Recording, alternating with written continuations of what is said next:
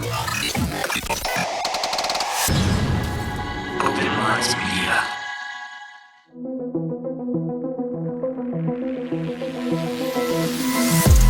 reality we live in can be a very strange place. Most of the time, fact being stranger than fiction. How will we ever start to understand this reality we live in unless we question everything? Join me and a guest as we unravel the mysteries of this reality, one topic at a time. This is Inquiries of Our Reality with Shayn Jones.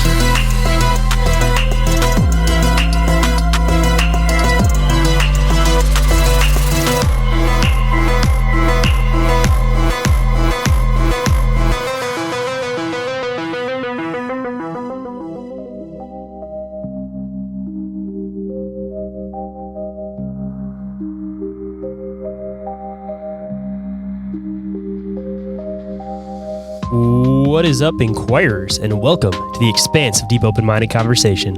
I'm the one they call Shayn, and today for you guys, I have someone who has recently come into mediumship abilities and is here to describe her experiences and struggles coming into them, and, as an extra bonus, even shows her abilities right here on the show as we welcome a few extra spiritual guests. This one truly goes deep, guys, and I think you guys are really going to enjoy it. But before we get into the show, of course, just a quick piece of news and updates.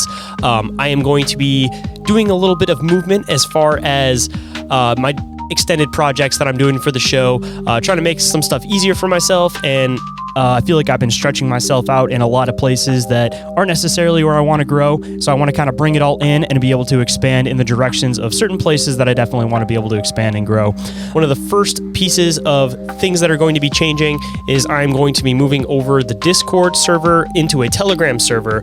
I think it'll be a little bit easier, a little bit more user-friendly, because I feel like Discord probably discourages a lot of people.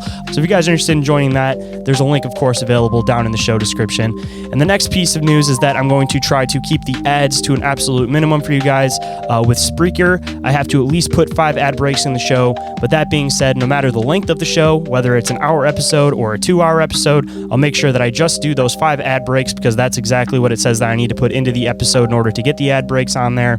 And of course, I will load it up a little bit at the end, but you guys can skip past all that, because I'll make sure I put it at the very tail end of the show after the end song and end credits and all that kind of stuff, so it is even relevant. Trying to make the ads as minimal for you guys as I possibly can, but at the same time, of course, I have to be able to pay for all these different programs and all the different hard work that I put into the show. So hopefully you guys can understand that at least. And if you guys don't like hearing the ad breaks, of course, you guys can go check out the Patreon, all that kind of stuff. And another way I'm trying to make stuff a little bit easier for myself, instead of having multiple emails for the encounter report, all that kind of stuff, you guys can just direct those encounter reports right to the Inquiries of Our Reality podcast at outlook.com email. The OMM encounter reports email will no longer be active, just trying to consolidate everything all into one place, make it a little bit easier for you guys, so you guys can just have one email to be able to hit me up at, of course. And the next thing that I'm going to be trying to do is I'm trying to put together an investigation team for the Metro Detroit / Michigan area. I want to be able to get out in the field and be able to do monthly investigations, hopefully as a team, possibly be able to create some video content for Open Minds Media. So if that sounds like something you might be interested in, and you guys like diving into either one, the paranormal, ufology, or cryptozoology, there is a Google form you guys can fill out as an application for the team, available down in the show description. Make sure you guys fill that out, and I'll get back to you guys as soon as I can, of course. And another change that I'd like to do to the show, I'd love to be able to bring some new life and energy to the show and kind of bring it back a bit to its roots, expand what the topic base is for the conversations on the show. I've kind of pushed mainly into the creature aspect of things, and I'd like to expand back to where I used to be when I first started the show. So that being said, if there's anybody that might be interested in coming on the show and having a conversation about either bizarre encounters or experiences, research on fringe topics and or conspiracies, spiritual teachings or philosophy, folklore or family stories, ancient civilizations or hidden history, the occult and or secret societies, geopolitics or government conspiracies, or any other open-minded topic, shoot me a message. Let's set something up. I'd absolutely love to have you on the show. And of course, in addition to that, I would love to collaborate a little bit more with some other podcasters. So if you're another podcaster out there and you guys would like to dive into any topic that I've covered on the show at any point, or simply just have an open-minded conversation and see where it goes, you guys can always hit me up and we can definitely set something up for that too, of course. And I will be booking again for January and February, so if anybody's interested in setting anything up for then, again, just shoot me a message any way that you guys can get a hold of me. But there will be even more changes coming soon after the new year. Slowly trying to trickling them out and announcing them as I go about going through them. And the last thing, before we get into the show, just a quick message. This podcast has a strong focus on community engagement, so I encourage all listeners to share their own experiences and research on the show. That said, if anyone would like to be a guest on the show, or if anybody has an encounter or experience they would like to share on the show, or possibly have me investigate, you guys can email me at, again, inquiriesofourrealitypodcast@outlook.com, or you guys can call or text the hotline, leave a voicemail, whatever you guys want to do. And that number is 313-364-1551. And if you didn't catch that number, it of course is available down in the show notes. And every single thing that I mentioned is all available on the link tree, which again is also available down in the show notes. And with that, let's get into the show.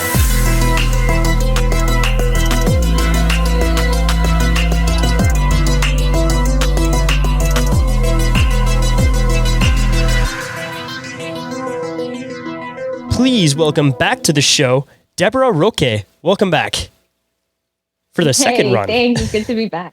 Yes, for the second run. And things have definitely changed from that first run. So it's cool to be back. And I know that we're definitely going to dive into all of that stuff today because you were just kind of talking to me about it before we even start up the show. A really fascinating journey that you've been on since summer. But I guess a good spot to quickly start before we get into the nitty gritty and all the different stuff that's been happening with you. For anybody, again, that might not be familiar with your pages and stuff, why don't you let them know a little bit about your pages and what you do? Yes. So my page is Paranormal Paradigma. I'm on Instagram, TikTok, fresh on YouTube, and kind of getting into threads lately very much so. And it's all the same handle. It's Paranormal Paradigma across all the boards. So you can find me there, especially if you're interested in, if you've been having paranormal experiences or have had paranormal experiences or spiritual experiences in your life, and you feel like maybe you don't have anybody to talk to, you're going crazy, you feel alone, you're scared to kind of explore it a little further, I help you by providing that support and validation and giving you answers to things that you may not necessarily understand. So basically, I help you not feel crazy, and I help you feel supported and validated and get the closure that you need so that you can continue to have more faith and trust in the unknown. And I guess that's honestly an awesome spot to start, considering that, especially what you went through during the summer, it seems like you kind of needed that little bit of a background to have somebody to talk to make you feel like you weren't crazy. So I feel like it might be a good spot to start to let everybody know kind of what's been going on with you and what's changed since last time you were on the show. Well, so just to let people understand a little bit just about my background in general, and I think that this would help also with the context of like why what I went through over the summer was so impactful for me. So I was a previous atheist and non-believer for a really long time. And when my father died back in 2015, I felt him before he went. I didn't know it was him, and I didn't know it was right before he went. But like, obviously, in retrospect, you put pieces together, and he happened to come to me. If anybody wants more of that full story, episode 190, I know you cover it really, really deep. So if anybody wants to go back and get a little more context, episode 190. Sorry, just meant to throw that in there real quick. No, it's really, that's good. Because I'm definitely not going into that. But just so that people know, that's basically what kickstarted my kind of like my curiosity into exploring spirituality and the paranormal. Because my father himself was also an atheist. So for me, I had kind of grown up in a very mixed situation where my dad was an atheist and my parents and like my mom and the rest of my family essentially were believers and, religious individuals. But I ended up choosing atheism. So when he passed away, it was so interesting to me to feel his presence because I was like, well, I don't believe in anything and he doesn't believe in anything. What's going on here? And at the time too, I was in my PhD program.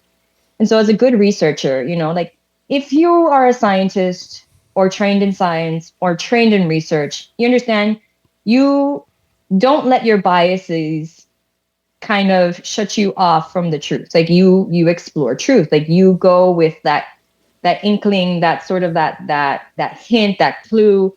And for me, the experience was so strong that I was like, I need to be a good scientist. Like I really need to understand this. And I sort of went that way. Also, since I had never really paid attention to it before, I was like, let me give this a second look because, life, I don't know everything. So as a good researcher, I'm going to go down this road because experience told me to. And then from there on, I became I just dove into all the spiritual stuff. Like I started with tarot. I became a tarot reader. I've been a tarot reader now for like almost 9 years. And then I started Paranormal Paradigma about almost 2 years ago. Because I realized in my work and like my own studies and stuff that a lot of people are afraid to come out to talk about these things. Obviously, that has been changing in the last few years.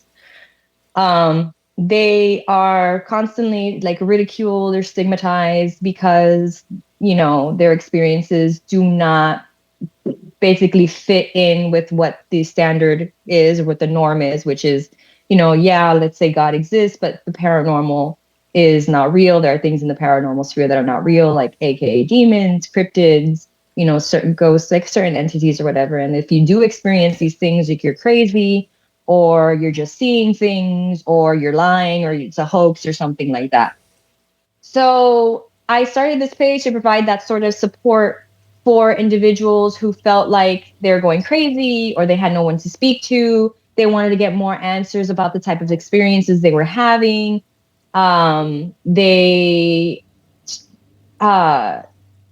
felt doubt and fear because of their experiences, because these experiences can be traumatizing and can cause some sort of like traumatic stress and things like that. So just like started a page so that people can start to really understand more what the paranormal is, how the paranormal is linked to the spiritual, and get them to get over their fears and give them more confidence that their experiences are real experiences.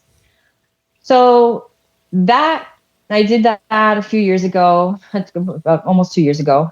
And then this summer, things for me switched. So like the page had been growing, everything's like kind of going cool, but then I sort of decided sometime back in maybe May, April, to like slow down with the page and kind of reassess where I wanted to go because it was growing, but like it wasn't like I wasn't feeling completely fulfilled. And I was like, I'm just gonna take a break, maybe check myself over the summer and do some stuff. But then I decided that I wanted to explore my own, I guess, limits in the spiritual and paranormal realms. I am a tarot reader. So I was like, I want to kind of go past tarot. Where can I go?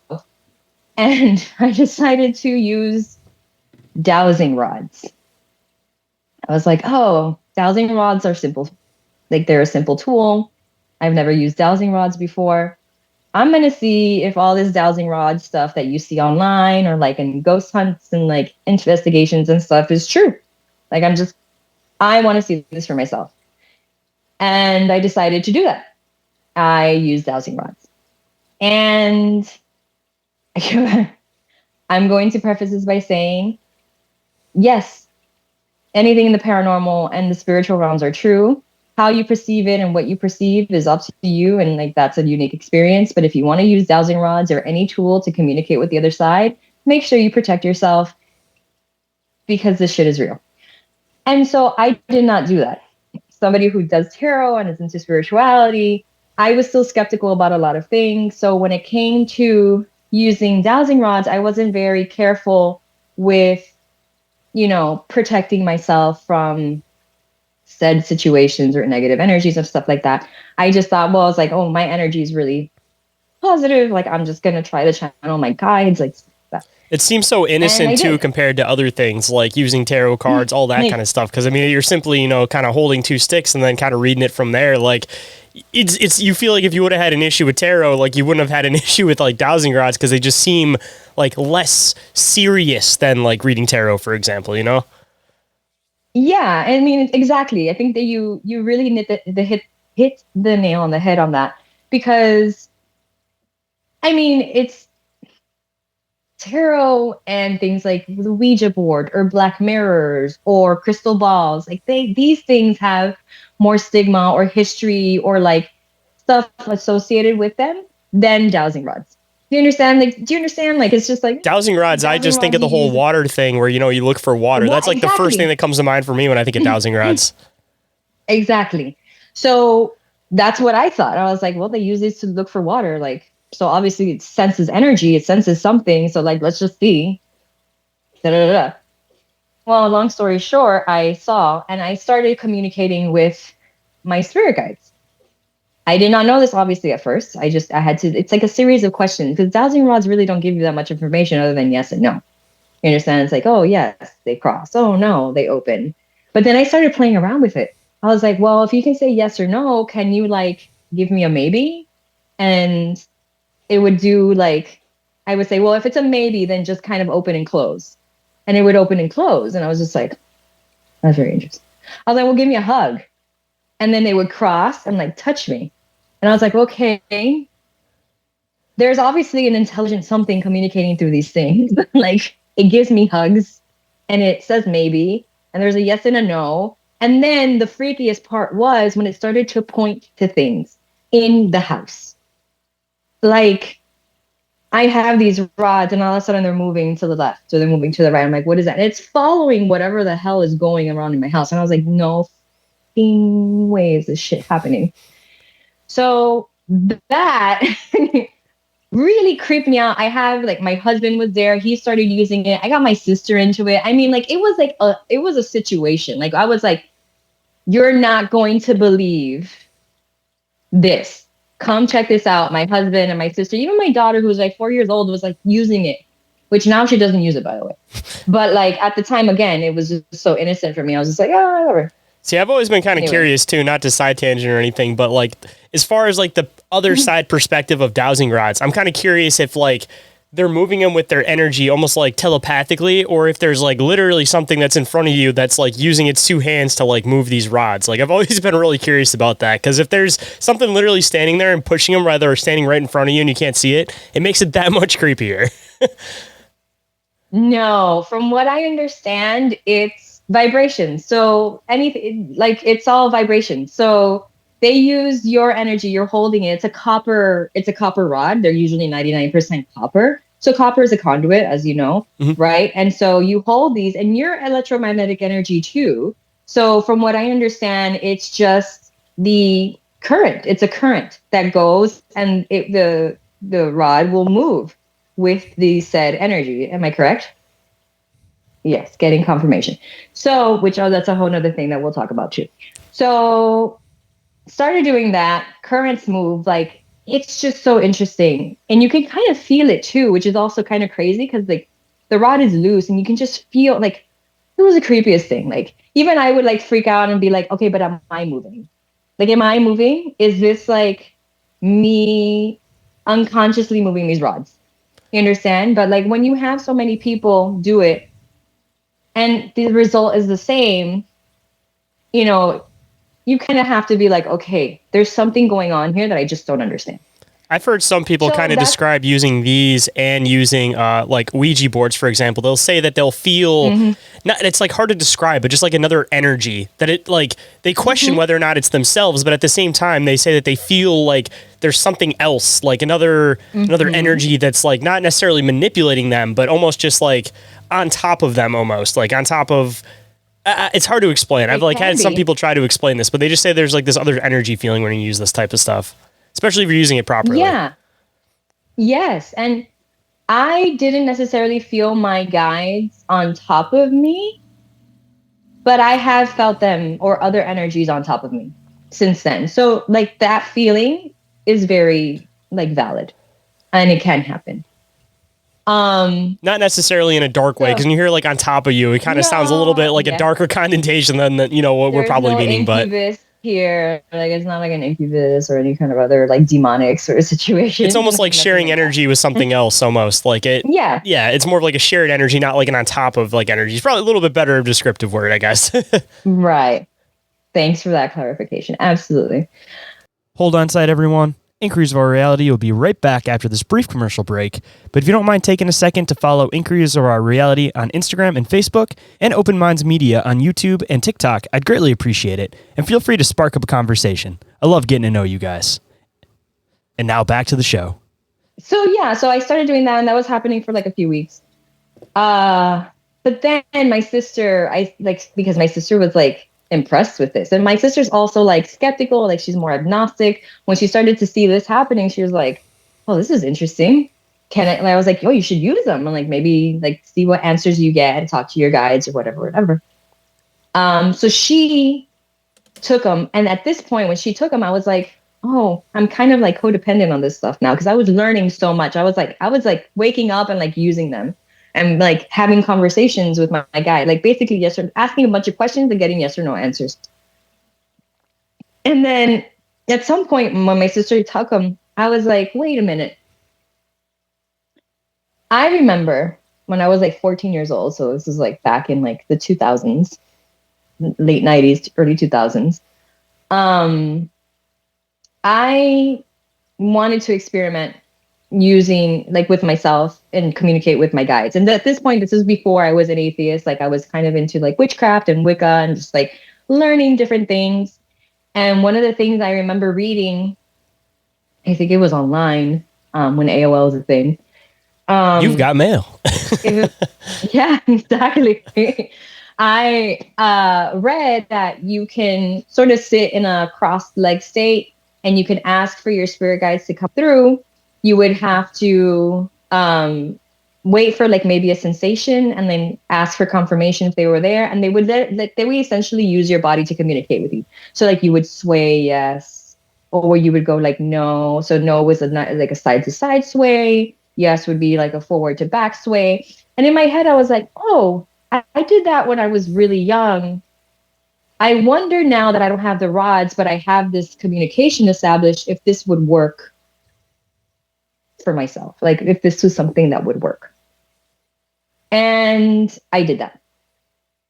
So I started being like, all right, spirit guides, if you're around me, like if I don't need a tool for you to communicate with me, use me as your conduit, like use me as a vessel. And so I would sit down and I would be like, and I'd ask my questions, and then like I'd feel my body like move. And from my body, it was like my head. So like I would just feel myself and I was like, well, that's strange. This is not me. That happened. And then at some point, and this is how I just started progressing. At some point, I started like hearing them in my head, if that would make sense. Like if that makes sense. Yeah. Like I would kind of hear them speak to me in my head. And I was just like, wait a fucking minute. Like, what is going on here? And I would feel sensations over my body. So like I would ask, I have a few spirit guides, by the way, I have like over 10. So I would be like, okay, well, who is this spirit guide? And then they would give me a sensation, like, let's say on the top of my head for one, they would give me a sensation between my ears for another one would give me a sensation on my chest, on my back, and my uterus area, in my belly area. Like it was just like different. And then it would like if I would be like, oh, is this spirit guide? I would feel this sensation. And then I would just like feel them. Like it was, I can't even explain it. It was just so strange. What really started happening then from there is that I started to feel also at some point negative energies. And this is where like things sort of take a turn, because at first everything was like love and light. You understand? Like what everybody says, like, you know, like the spiritual stuff is, it's like love and light and it's beautiful and there's beauty and da-da-da-da. And then everybody kind of warns you about the negative stuff. And then you're like, yeah, well, okay, well, demons, yeah, who cares? Like that doesn't really exist. Or, oh, if they do, but I'm not going to be worried about it. Until I started feeling negative things. Because I started realizing that not only could I, excuse me, I'm still a little sick. Not only can I feel different sensations, I'm emoting. So like I'm feeling anger. Anger is in my head. I'm feeling sadness or like pressured and it's in my chest. I'm feeling my throat if I can't speak or I can't talk. All of a sudden, like I'm emoting. And I'm like, okay, this is interesting. But then as I'm like developing these gifts, from what I'm understanding from my spirit guides are telling me, they're like, you are an open channel. If you don't protect yourself, things are going to start coming through. You have to do the work. And I was like, I don't understand. Like, what do you mean? And they're like, you're a champ. Like, you don't know how this works now. Like, all this stuff. You have to start protecting yourself.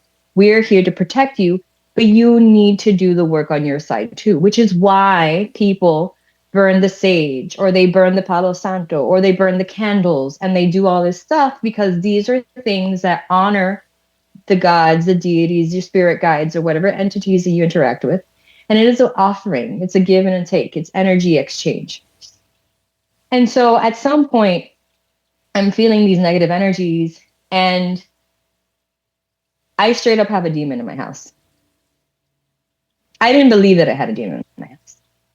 Like for a while, I was like, there's no way I can have a demon in my house. Like these things, like, what do you mean I have a demon in my house?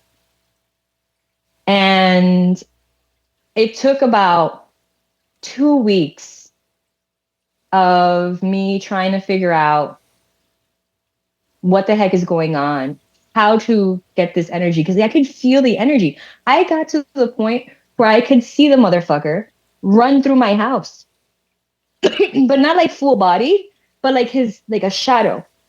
Was he just doing that to like taunt you almost? Assuming it's a he. To me. It was a he, and it would talk to me. It was like Shayn. I kid you not. I was like, there is no fucking way this is happening. I am a scientist. I am a rational human being. I am like a researcher. Like, this is like stuff that you read about in books and in mythology. And you see in these movies about exorcisms and stuff. Like, I was like, this is not real. Like, this isn't real. Well, that kind of threw me in for a loop. That threw me into I don't know what's real and what's not anymore loop.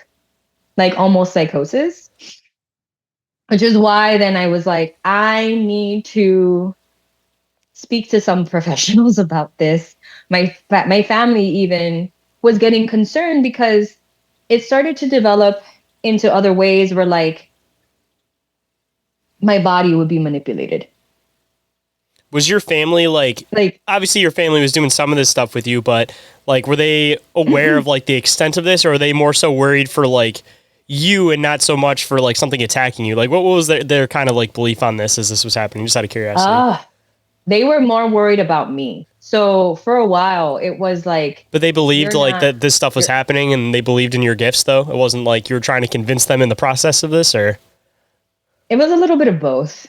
That makes it so much rougher. I believe, yes, it was really rough for me. And this is why I had to like step back from a lot of things and like take care of my mental health and everything. Because when my family started seeing that I could be manipulated, or when they started seeing like I was like, get away from me, you cannot touch me, because these things happen. They were like, what is wrong with you? I was like, it's not me. Like, this isn't me. This is this entity, this thing that's around me.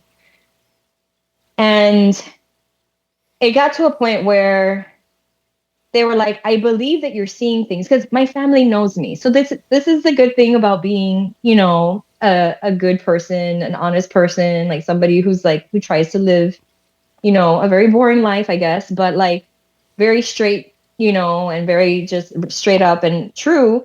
When they saw this, they were like, this isn't Deborah. Like, this isn't who she is. Like, she wouldn't lie to us. Like, she wouldn't be making this up. So obviously something is wrong with her.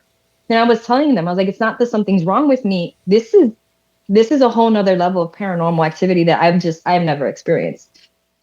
and spiritual activity.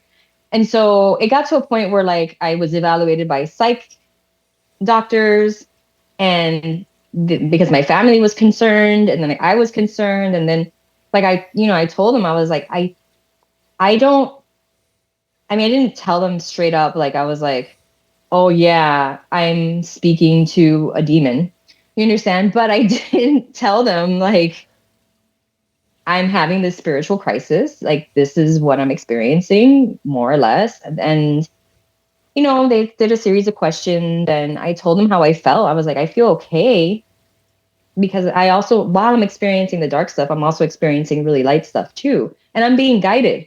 So I was like, I feel okay. I just want to know, am I crazy? And they were like, you seem fine. Like it was just like basically clean bill of health. And I was just like, okay. Like for them, it was just like spiritual. I was like, well, this is how it feels. And they were like, but do you feel like you're going to self-harm? Like, are you, just like a series, I guess, of regular questions that they ask. And I'd almost be kind of concerned with like freaking out family members without even, if this thing is able to have somewhat control over you physically. I'm not saying necessarily you're going to go around and like butcher your family or anything like that, but just like, if it was possessing you temporarily and you were like staring over your kid as they were sleeping or something, just like freaking out your kid or something, that'd be my main concern. That was the main concern. Because not that it possessed me, because possession takes a while. Like for an entity to possess you, it needs to essentially break you down, and it needs to sort of, it's like a virus, I guess. Like it goes in and it starts to like just break you down until either you figure out how to let it out or it consumes you completely. And so it wasn't full possession, but it was like intending to. So it was just, look, it sounds crazy. I understand. But this was my experience. I mean, even within that, people will get those temporary lapses, though, where it's not like full on possession, but, you might be walking down the hallway and then you get that like 2 seconds where it like will try to push into you. And then you're just, next thing you know, you're like standing over somebody, like staring at them, and you just temporarily like didn't know what you were doing for like 2 seconds. Like not like a full on possession, but just that little temporary control sometimes can freak you out more than if they just full on tried to control you. Right. And what happened is I did not know that this was happening. My husband was the one who would see this. And my husband's like, in the middle of the night, you've woken up. And he's like, your face isn't even the same. He's like, it's not your face. He's like, you've woken up a few times. I don't see your face. I don't know whose face that is. And I've growled at him or like, I don't know. Cause I wasn't conscious. He's like, but it only happens at night. And I was like, that is so crazy. So did he describe the face, like saying it seemed masculine, or did he give any kind of description of it? He's Hispanic. So like the only thing he would say was like, it was demonic. At least he knows what he's looking at, I guess. Yeah. Like he was just like, it wasn't you, it was demonic. It wasn't you, it was demonic. But he was also very convinced that all the entities that I interacted with were mostly demonic. And I was like, it's not like that. Like, yes, there is demonic entities, but there are my being, like my light beings, like my family, like my guides and stuff. So like, those are the ones that are helping me get away from, or like move away from this stuff. And so that's basically what I was doing. I was like learning how to discern the energies, how to use spell work. I started learning spellcraft like a fucking witch. And just learning how to do this. But as I'm doing this and as I'm learning this, I'm channeling my guides as if I'm speaking to myself. Like I'm literally having conversations. Like I'm like, is this how you do it? Yeah, this is how you do it. Like I'm answering myself, but it's not myself. It's like I'm channeling my guides. Anyway, point is that at some point, obviously demon's gone. I've since learned many ways to protect myself, many ways to protect my family, many ways to protect, the home and stuff like that. And, when I do decide to do readings, because that's another thing, as I'm doing this, I'm learning, I'm like, this is mediumship. Like I'm in the middle of all this stuff and I'm like, holy crap, like I'm speaking to entities. Like this is full on mediumship. And they were like, yeah. They were like, you're a medium. Like now you're a bona fide medium. Go practice. Go forth and practice your gifts.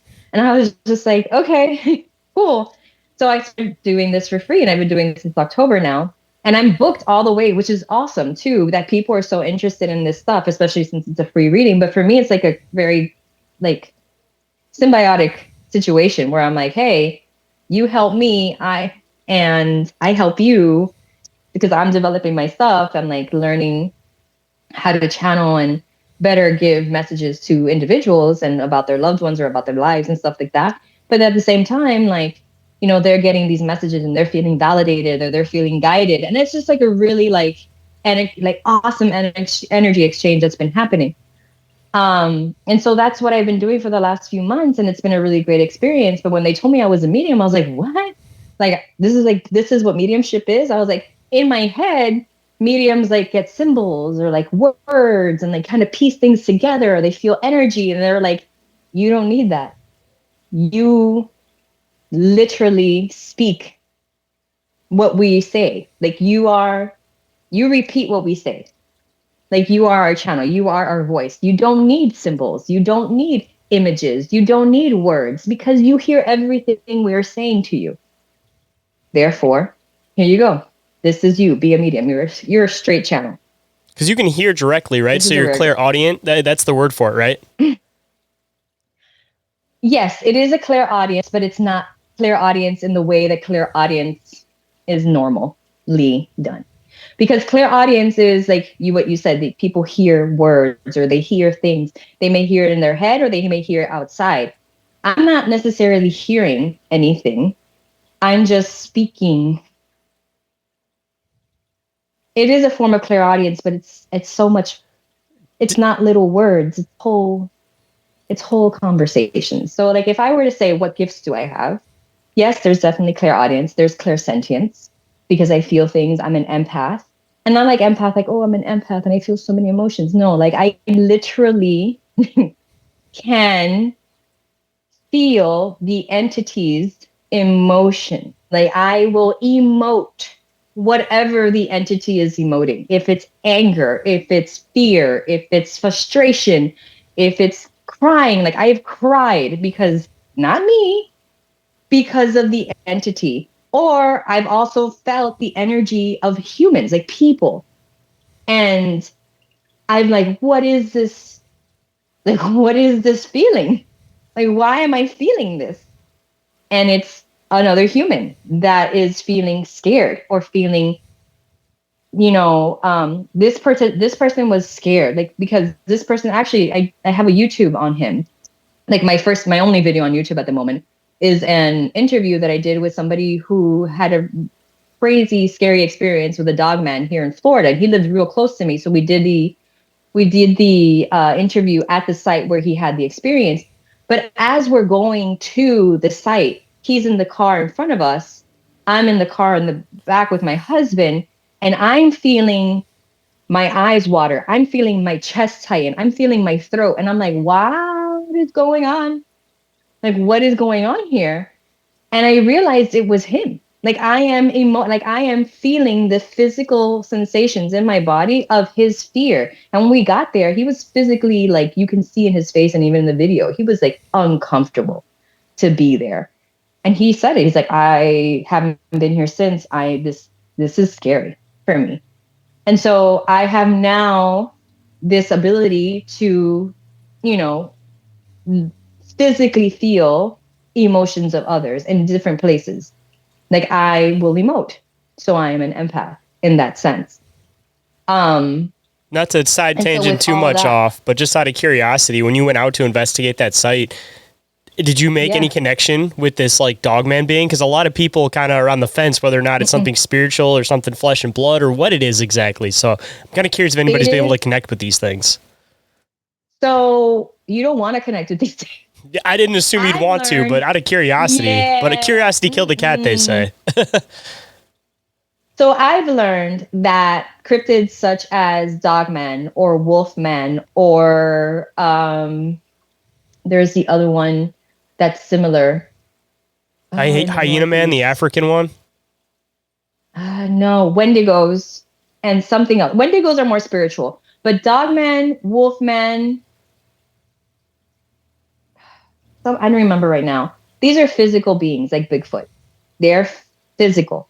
Yes, they are also spiritual, as we are all spiritual beings. They are more connected to that spiritual side. Some of them, things like Dogman are too, depending. There's obviously races. And so Dogman races or Dogmans in general, from what I've learned, are real. And they're not, they're pretty, they're loners. You understand? It's not like they hunt in packs or anything. They're kind of on their own. It's not like Bigfoot that have family situations. Like, it's not like that at all. Dogmans and wolfmans are kind of just like, they're on their own, and they're wild in a sense. Spiritual, but animalistic. So, yes, exactly. They are spiritual beings. They are here. They share this space with us. But you don't want to necessarily connect with them spiritually, because they're not very kind. They're animals. You understand? They're aggressive. So really, if you have a Dogman encounter and you live, that's really great. But there's a rule. There's like rules. They're not supposed to be breaking certain rules, is what I'm understanding. So again, I can't confirm these things, but from my own experiences with my guides and the things that I'm learning from like the spirit realm, you're lucky to have an experience and be alive. It seems like there's definitely rules within this, because this seems to be a common thing that I had somebody on a couple episodes ago talking about Sasquatch from like the native perspective. And he was basically saying that they had rules, and that's why that they've remained hidden. That's why they've remained their own race. Like, you're not supposed to use fire. You're not supposed to do this. And he said, we only know a handful of these rules, but they have their own full set of rules. So people are looking at these things like they're animalistic, but realistically, like, they're more advanced than we are, and they have their set of rules that they actually stick to. But, I mean, assumably he said rogues will break those, and I'm assuming Dogman, there probably is a hierarchy of the ones that kind of remain to themselves, but there are going to be rogues within those. Absolutely. There's always rogues in anything. In any race, there's rogues, right? Or any species. And that's how kind of it is. But there are rules. Like, these creatures should not be interacting and harassing humans. They just should not be. But things happen. Sometimes we just happen to cross paths. And, again, they should not kill. They should not fuck around. But it just really depends on the circumstances and all that, and if they're rogue or not. But you don't want to really psychically connect to these. I know I've heard a lot of stories of people psychically connecting to Bigfoot. Bigfoots are a little more docile and more like, get out of my head, but we're not going to hurt you. Yeah, like, they understand. I feel like out of all the cryptids that we know of so far on Earth, Bigfoot are a lot like us in a lot of ways, and I think they have a better understanding of who we are and the rules of society and humanity. And they respect it a lot more because they have their own sort of social groups too, family groups and stuff like that. They're not that different, I guess. I'm sure even within those family groups, though, if a family group is communicating with humans, it's probably one of those things that they like try to keep that information as much as they can away from the other ones of their race, because they're just like, all right, this is something we're not supposed to be doing.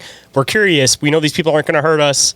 Like, let's kind of go down this path, even though we know we're not supposed to be doing it. It's just out of curiosity, I assume, because if they are, well, the way that I had, that Tom was describing it, he basically said that we kind of split off and we're almost like the bastard cousins, and they're like the epitome of like what human was supposed to be. But, there's still that ape curiosity within all of us that, Sasquatch, humans, like anything that's like humanoid, it's, sometimes curiosity is going to get the best of you. Yeah, exactly. And there's that theory, that prevailing theory. There's always like, Darwin did a great thing when he said evolution exists and, all this stuff, which, yeah, sure, evolution exists. But that doesn't mean that everything evolved from something else. It could mean that things have been brought here from other places. I mean, this Earth has been here for like billions of years, and you don't think other societies and other civilizations haven't like traveled here or planted seeds here or tried to conquer this in other ways. So for me, Bigfoot is just one of those entities that just happened to come here, like an alien, you know? And I don't think that we were diverted in any sort of evolutionary tree, from what I understand. Again, this is information that I'm getting from like my guides. And maybe Native American lore and other Native American tribes can either confirm or not confirm this, but it might be different within the tribes too, because assumably, you know, if the Sasquatch are older and they're getting information from the Sasquatch, I'm sure that, you know, if you're privy to information, you're not necessarily going to give away all the information. So you kind of just say, let them believe what they're going to believe, you know? Like, I'm sure even within the groups, like everybody has different views of these things, but this was coming from, he lives in Washington now, but I want to say that like his family heritage was from farther north up in Canada. So a little bit different than like the Midwest kind of Bigfoot that we're talking about, farther north.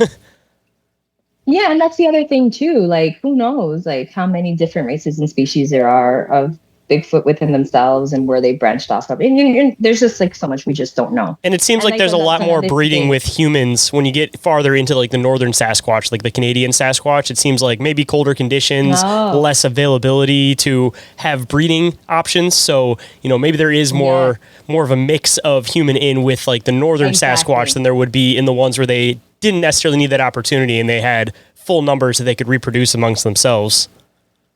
Yeah. And like, I'm getting confirmation from my guides on this. So it's really interesting that you're saying that. They're just confirming. They're like, yeah, that makes sense. Yep, that's how it is. Yep, how it is. So there you go. I mean, look how many races there are even within Sasquatch. You look at like skunk ape, you look at, you know, the Yowie, the Alamassi, you know, like the Nantanog, like there's so many different variations and people describe them just a hair different, where some will have a more native face and some will have the more ape-like face. So assumably that's kind of where you can tell some of the differentiation. The ones that have the more native human looking face more than likely probably have some of that native DNA somewhere in there. Exactly. And who are we to say that it is or it isn't? Like, I don't know. Ever since this has happened to me, Shayn, like I am at the point where I'm like, we know nothing. Survival. Everything. You're going to breed with whatever you can to survive. We don't know anything. We have no idea. And like, we're never going to know anything because like, there are certain questions that I've asked that they're just kind of like, sorry, you can't know that. No, sorry. Some things must remain a mystery. Can't tell you all that. And I'm just like, okay. Maybe one day. Like, well, there goes that. Yeah, maybe like on my deathbed. That's what I was going to say. They're going to release all this information on your deathbed and be like, I can't tell nobody. And they'll go, exactly. Welcome to our side. Exactly.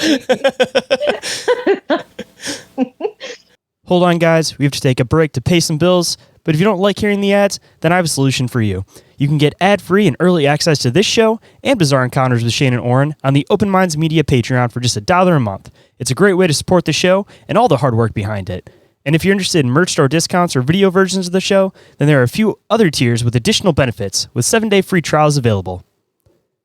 And we are back, so let's hop right in. But, you know, it's it is very comforting now that we just, you know, talk about deathbed and all that. It is very comforting to know and to be, I guess, to have the proof that in reality we are eternal beings. Like this is real. Like the idea that, you know, because like, I mean, I'm the first one to admit that reading about us having a soul and it being eternal and us coming back and having many lives, and it all sounds so woo-woo and floofy. You understand? I'm like, oh, well, doesn't that sound like a beautiful story? You understand? And that's how I thought of, like, that's what I considered these stories to be and this mythology to be. Just like, you know, nice stories, things that we made up as humans. We were so imaginative and creative. Like, we made up all these stories about our souls and our spirits until I became a medium. It starts connecting in with science too once you know what to look for. Because, I mean, energy can't be created nor destroyed. You've learned that your entire life. So the whole entire body is operated off of some type of energy source. So once that the physical body goes somewhere, the energy source still is going to exist. It's going to expand somewhere. It's either going to, no matter which way you look at it, if you look at it scientifically, if it's not conscious, it's still an energy that's going to go into the ground and become another energy. Like, it can't be created nor destroyed. Like, there is scientific backing to there being a soul energy, and it's not just all with like within your mind. Like, I mean, I've even seen some experiments too where they've done it with like rats and stuff like that, where like as they're passing, they have them on like really intricate scales, and they've actually noticed that as they pass, like there's actually like I don't remember what the exact weight was, but they said there was like a weight that would displace at the moment of death. So they were basically saying that they believe that could have theoretically been like the weight of the energy of the soul leaving, and it was like almost an exact number almost every time they ran this experiment. That is amazing. And I can see it happening. Like I've learned since then that like I understand now why spirit means breath. Because a lot of people don't understand that spirit means breath. You are animated right now through the oxygen that you breathe. And so spirit, that's how they use that is how you are basically, this is how you are alive. Like the air that you breathe is spirit. Like you're literally breathing spirit all the time, which is kind of crazy to me. And it goes well with this theory of what you're saying with rats and them kind of this weight off of them is the weight of that breath, of that air, of that entity, that being that kind of animates you. And so because it's all breath, it's all in the molecules, it's all in the vibrations, which is again all tying to science. Also gets into the ether concept that most people think that's really woo-woo, but one of the first people that started talking about that was Einstein. Yes. And, God bless Einstein. But, even God himself, like the energy of God, what is God? Like I now know God exists. I don't need anybody to tell me, oh, you're religious or, oh, like you've had no, like seriously, boo-boo, like God exists. Like you can call him God, you can call him Allah, you can call him source, you can call him spirit. Like it doesn't matter what you call him. He, the entity exists. And it is so life affirming to know that all this stuff that I have read about in books or in stories and in mythology, like these things are real. Because so much exists. Like there are multiple universes, there are multiple dimensions, like things that we can't even wrap our head around. And I'm getting confirmation of these things like on a daily basis. And for a while, for me, it was just too much. Like I was just like handling too much. And I was afraid of going into psychosis. I was afraid that I was getting schizophrenic. And I just wish people knew that these things exist, and there is ways to prove that this exists if you're willing to be open to it and explore it for yourself and not be blinded by your bias or society's bias and society's constructs. And because I was one of those people myself, I was the blind one. I didn't believe in this. I was the atheist. I was the non-believer. I was the skeptic. And like now I'm still, obviously skeptical of a few things because you can't believe everything that everybody says. But it's really difficult not to believe your own experiences, especially when you've learned to discern them from, mental illness or, possible psychosomatic episodes or things like that. And I mean, obviously that just takes practice and time and then evaluation.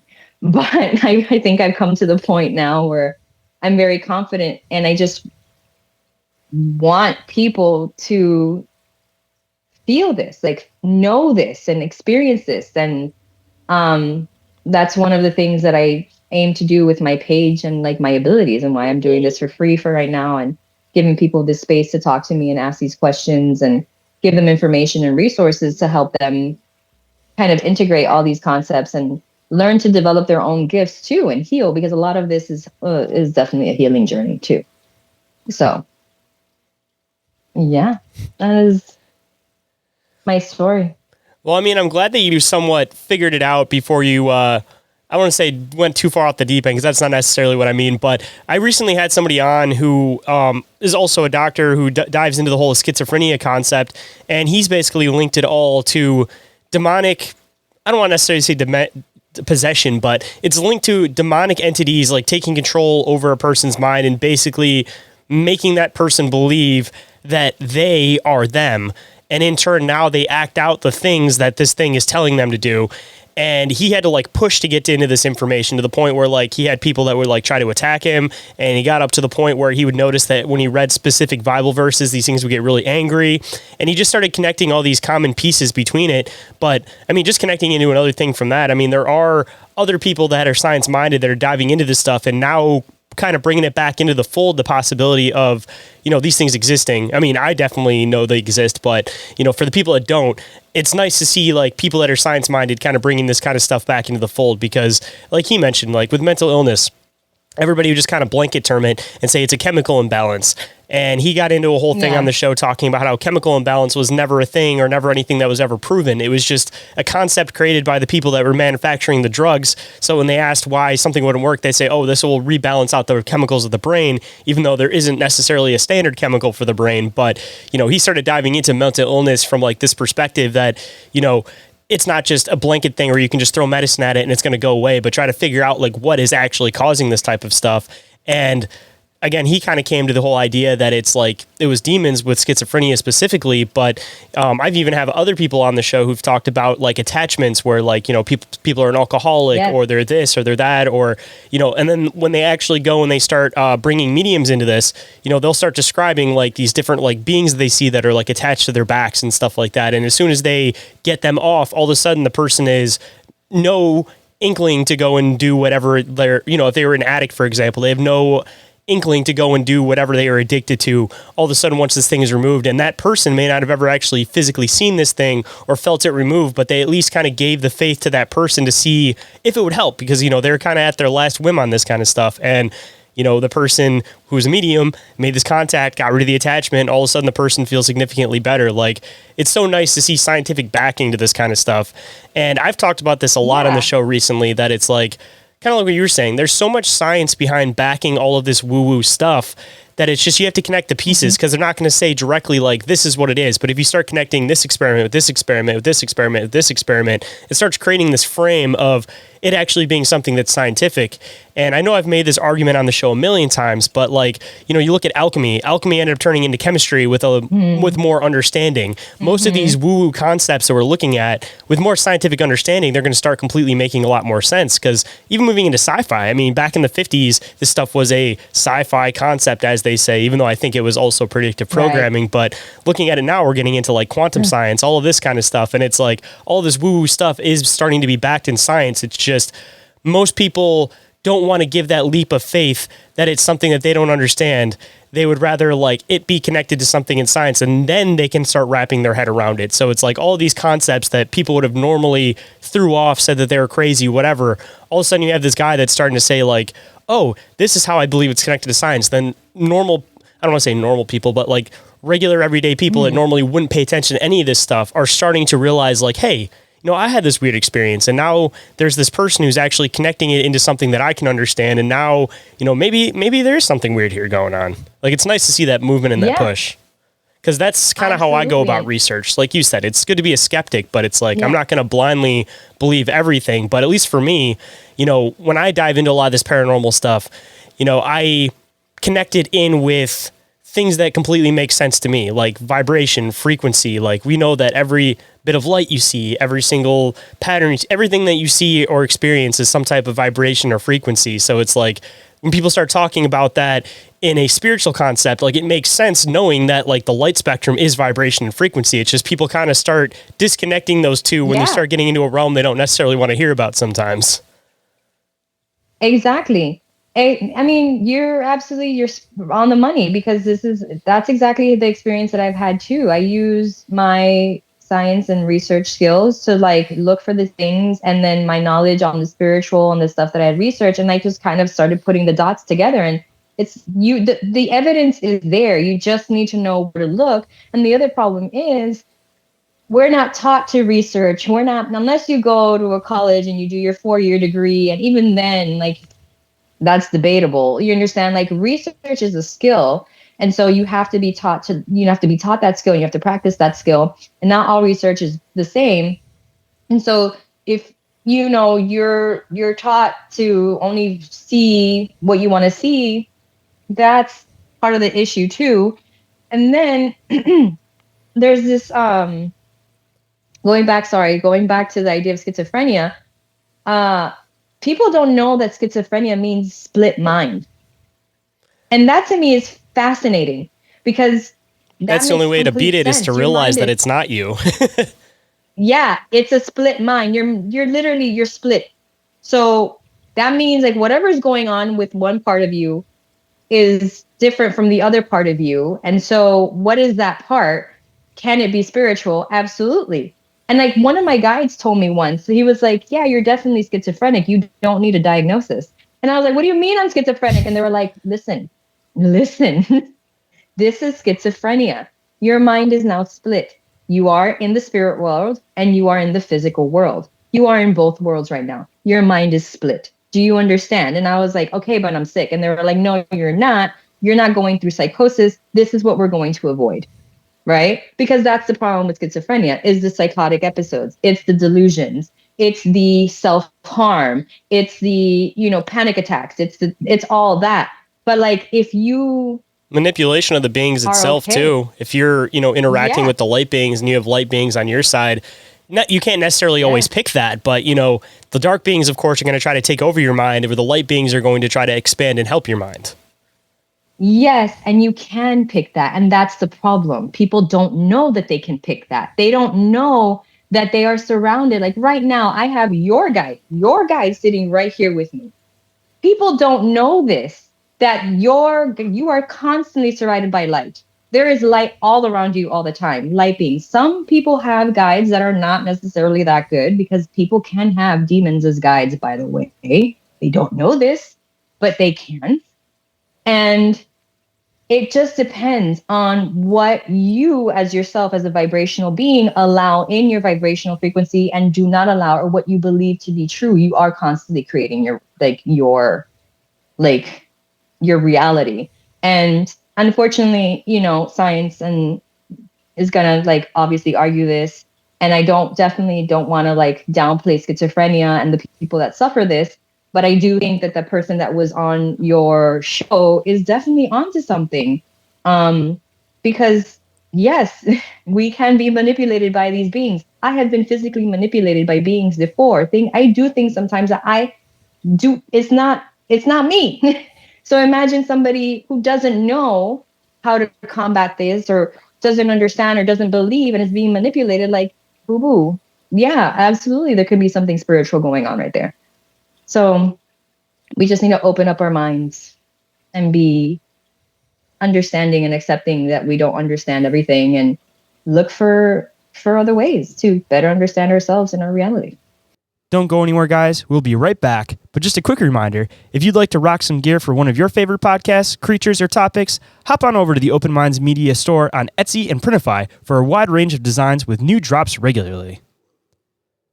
Welcome back to the show. Now let's dive right in.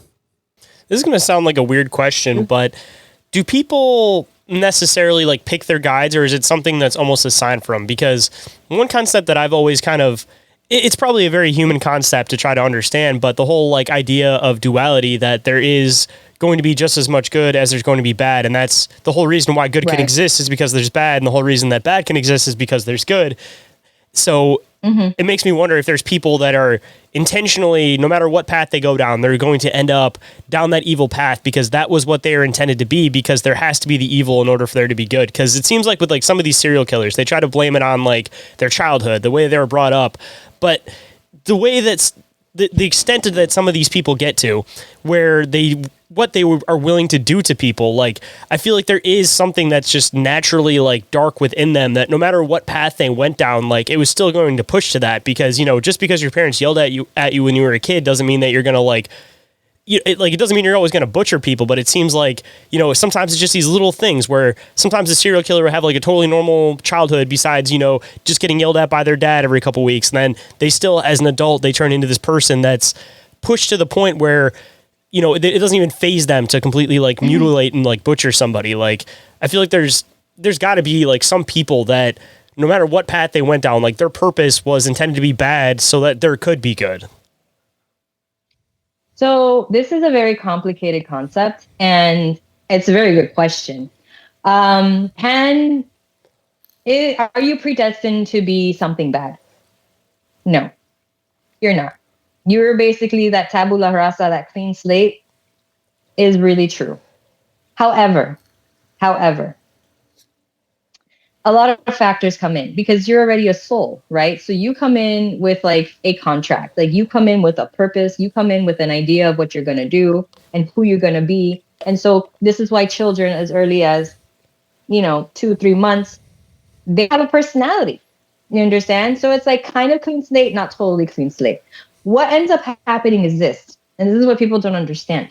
We have free will.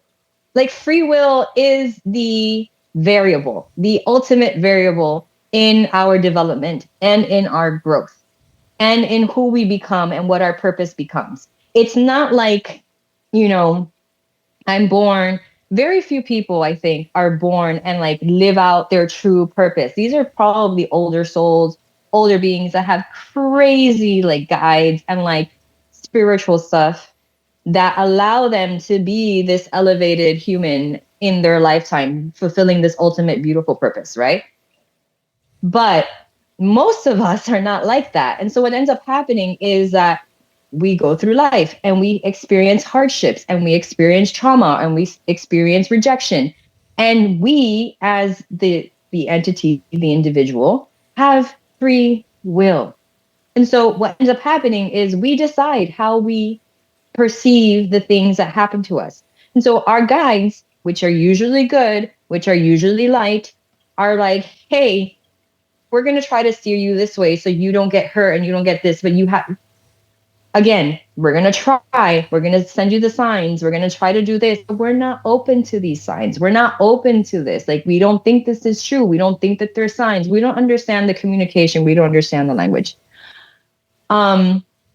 And so what happens with these entities, these people who become serial killers, rapists, pedophiles, things like that, there's a lot of complicated factors. One, can it be demonic? Can it be a negative attachment? Absolutely. Absolutely can. That doesn't mean that it is always them, that is always the truth for that person. So like some people, like, I don't know, who Manson? Manson's a good one. Yeah. So Manson wasn't demonically influenced, was he? Yeah. Yes. Yeah. Yes, he was. So he was demonically influenced. Never mind. This is information, by the way, coming to me from my guides. Manson was demonically influenced. Yes. What about Bundy? No. Okay. So then Bundy is an example of like where things just, you decide to go down your sick fucking path. And there's nothing that your guides or anybody can do about it because you have free will. And that is sort of what has, your brain is like not doing the things that it should be doing. It's not healing. It's really just conditioned to a certain way. I don't know the proper terms for these things, by the way, so forgive me. But anyway, you now have gone down the path. Like, psychology is real. So check out, Bundy's diagnosis and stuff. And, that's the path he went through. That is the psychosis. That is the problem that he had. Others have been influenced by demonic situations. And that's just, it's a complicated toss-up. But the biggest variable here is free will and also a lack of knowledge of how the spiritual realm works and how it influences us. So I hope that makes sense. I mean, I'm kind of curious, too, if it's possible. I mean, we were talking about the whole rogue concept earlier, but I wonder if there's a certain point where, like, consciousness or, like, the soul might become rogue, where it's like, if there's a consciousness that has redone this cycle multiple times, and depending on which way you view it, I mean, some people think it's a matter of, like, you're going to keep redoing this cycle until you learn lessons. There's other people that view it as, like, this is the experience. This is where you want to be, so you keep going through this because this is where you want to be. You don't want to be in the astral realm. You want to exist in the physical realm. But maybe if somebody's gone through the cycle too many times, the consciousness becomes rogue and basically is just like, you know what? None of this matters because all these lives are going to recycle anyways, and they just go berserk through this life just for the sake of the experience of doing it. I mean, and that's when ego comes into play. That's ego, and that's what happens when you let your ego kind of just run amok and take over. That's a rogue consciousness. That's a rogue being, and so that's basically what happens. And that's what's happened with all these serial killers and stuff. It's ego. And so it's unchecked ego. It's unchecked, trauma, unhealed. It's like so many factors. And, obviously there may be influences of other, negative or demonic energies. Not necessarily, but yeah. And there's other entities too. This is something that people don't necessarily understand either. Like, it doesn't need to be demons. Like, there are universes out there with other entities, and all of the entities have like access to you and us. So like, who knows what's interacting with you? Like, I don't know. It could be anything. So there's stuff that we are not privy to. And I'm learning this as I go along my own path, and it's just scary but also very wonderful at the same time. This may end up becoming extremely broad, but I'd like to kind of dive into some of these other beings, some of these other consciousnesses, because I mean, everybody again always kind of refers to like the human, the angel, the demon, like everybody kind of views it in that paradigm, but I'd like to kind of dive into the expansion past that. But before we do that, just another question going into this whole like demon spirit guide concept. Assumably those aren't like automatically assigned like the normal like spirit guide. So are they a matter of like they're a demonic spirit guide and basically they're just standing on reserve, and as soon as they see somebody going down that path, they basically pop up like, all right, this is my opportunity to shine. And it's not that they're necessarily like assigned like other spirit guides are. Like where do they kind of fall into the paradigm of this? Or are they assigned? And they just kind of stand back until their opportunity, like... I don't know how much I can say. I'm going to be guided by my own guides now. Yeah. Yes, you have to be. Yeah, yes. Okay. These are very deep questions. And I've never even asked these questions myself. So this is going to be very interesting. You're going to get a channeled reading right now is basically what's going to happen. Okay. All right. Shayn's question. What's going on? Who's going to speak? I am. Yeah, yes. All right. So I have my guide here. Okay. Do we do this as a reading? Yes, we're going to do this as a reading. Yeah, yes. So you're going to see me how I channel and how I read. This is going to be your answer, sir. Okay. Are you nervous? It is. Go. Yeah, yes. It is nice to meet you, Shayn. I am Deborah's spirit guide. And I will answer your question for you, as she is not allowed to say all the things that she could say. Do you understand? Yes. Perfect. Okay. Spirit guides are assigned, but can also be chosen. Do you understand? Yes. Okay. They are chosen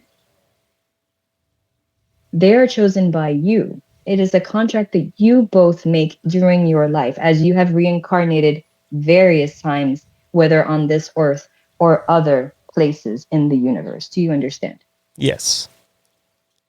Exactly. You are understanding.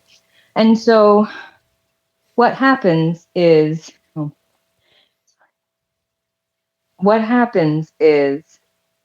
your guides are essentially like family members from other lives. These are your guides, families, and very close friends. Do you understand that concept? Yes.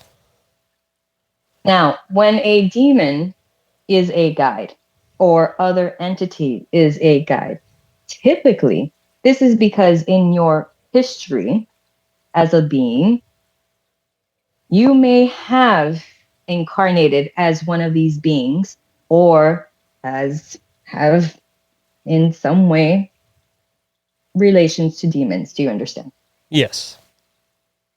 Exactly. So it depends really on your soul, where your soul comes from, where you originate from, and what you have chosen as a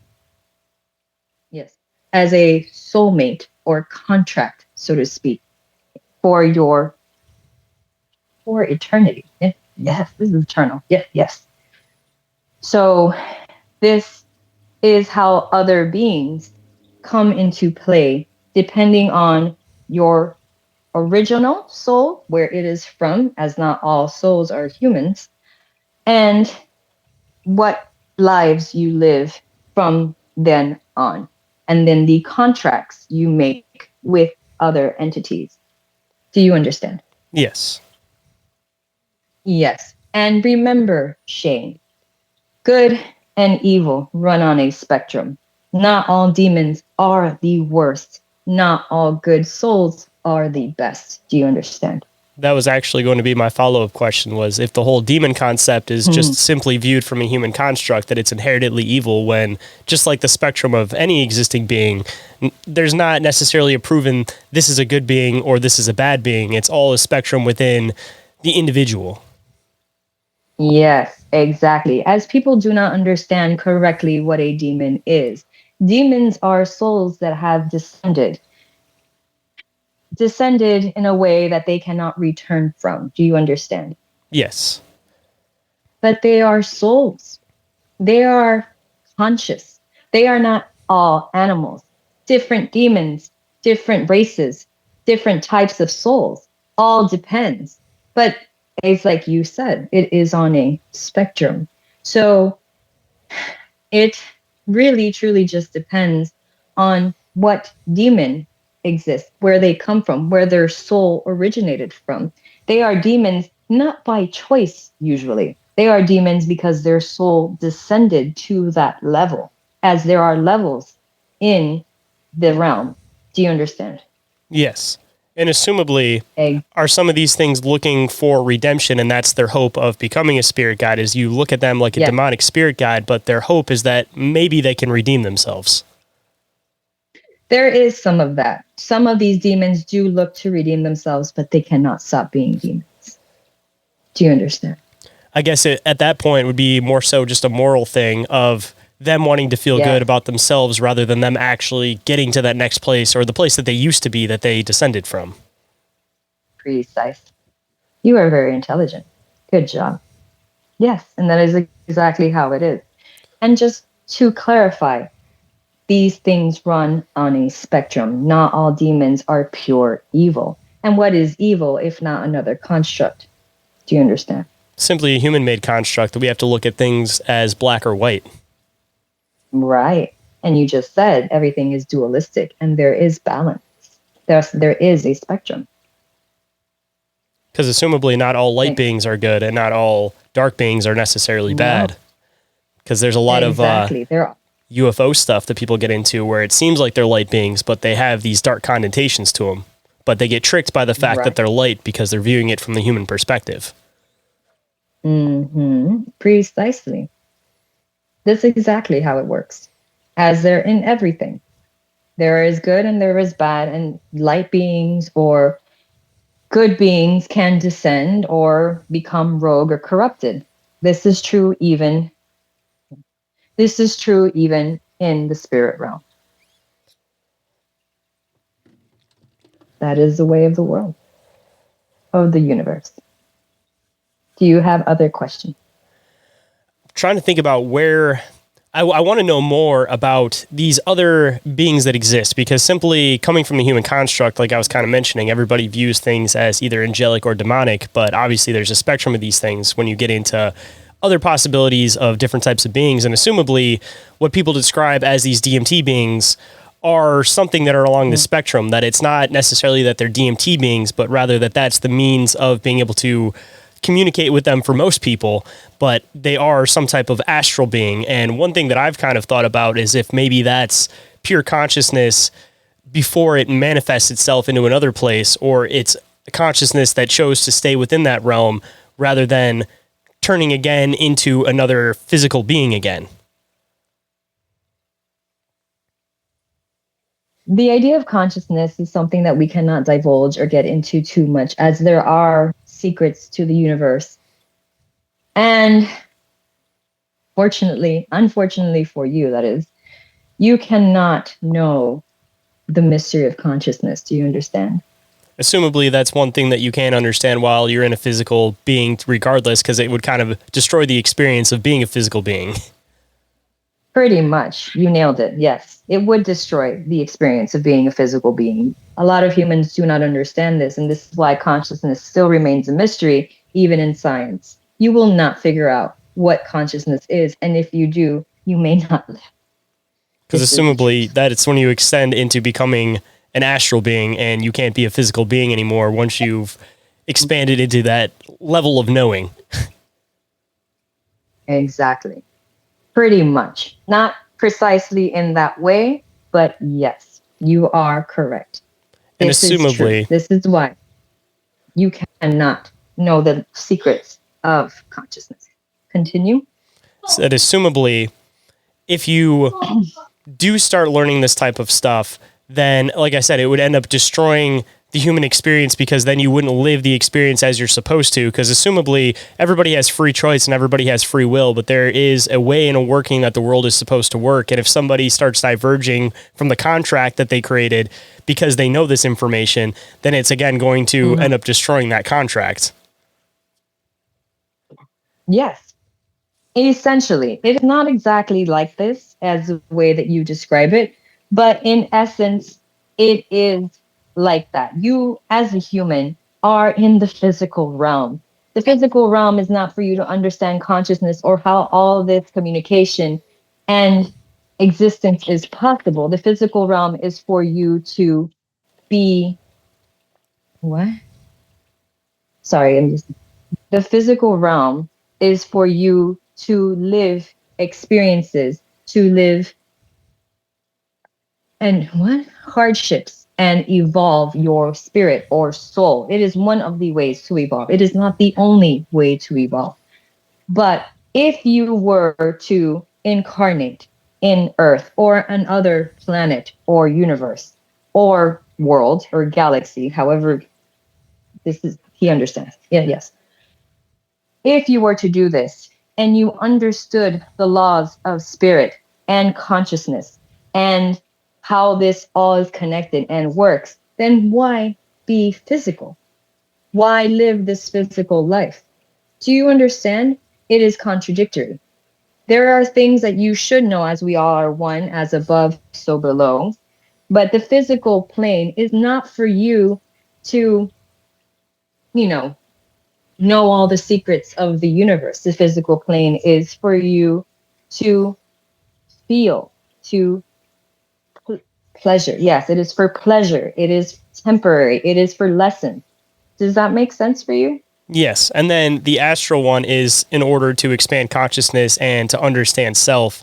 And I'm assuming that within lives, you probably all know this information within your spiritual self, but as you get put into a physical vessel, that information gets withheld from your consciousness, even though you know it in your spiritual self, but you get blocked off from that information when you're going through the physical version, just again, so that you can live in the physical version and experience the things you're supposed to experience, because it's that same concept that you remember all of your past lives when you're in between lives, but as soon as you go back into that life, you're not privy to that information anymore, but you know it, it's just not accessible while you're in your physical self. It is not accessible all the time. It can be accessible as it is there. It is part of who you are. And this is why past life regressions or hypnosis is so functional. These things really do work. The question is, why? How much do you want to know? And knowledge is power, but it is also dangerous. Do you understand? And so as a human, you're meant to live in the present, not outside of this realm. You should. There are people who do need to understand. All humans should understand their spiritual natures, and there is an evolution of consciousness in this realm. However, these secrets, these whys, these hows that so many of you ask can be dangerous for your soul or for humanity. Does that make sense? That does make sense. On the other side too, is there a specific like archetype of consciousness or a person that tends to go down this path of trying to understand this stuff where like the average person doesn't seem to dive down this? Like, is there a reason why there's certain types of people that expand into this? I know you probably can't give all the information on it, but like, is there a specific reason why there's certain people that really dive into this stuff, even though they kind of know the whole time they're diving into it that they're kind of side skirting and flying a little bit too close to the sun sometimes? I will say this. The individuals who get to that level, the archetypes, as you mentioned, that go further than most and dive deeper, tend to be individuals who are not afraid and who are open to belief and must trust and have faith in this world. Typically, these are the high priests or the shamans or well, in certain religions, the priests and the high order of religious individuals. Not all, of course, get to this level, but the archetype is usually somebody who is open, who is faithful, and who is unafraid and accepting of what? Judgment. Yeah. Yes. Do you understand? Yes. Yes, because the higher you go, yeah, yes, say this, yeah, yes. The higher you go and the more you want to know, the more you will be judged. Yeah, yes. Judgment is a thing. And this is something that not most humans are willing to go through. And trust us, it is not something you want to go through. Do you understand? Yes. Yes, because in order to know more, you must be judged. Do you understand? Trials and tribulations seems to be a regular concept when diving into this subject matter. Yeah.